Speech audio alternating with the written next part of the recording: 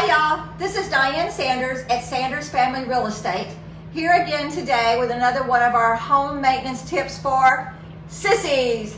Today is a very easy one, but often overlooked. We're going to change the filter in our refrigerator. I have a 3-door refrigerator. They're probably all a bit different, the 2 doors, whatever, but all I did was plug in 3-door refrigerator online. I went to a site, something like Filters R Us. You'll be able to find it.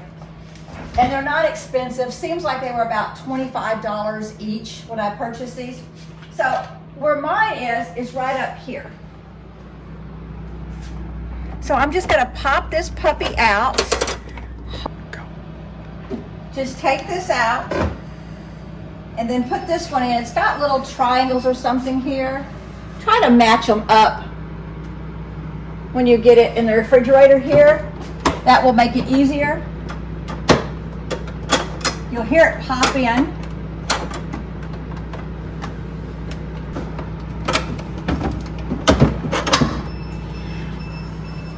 Voila!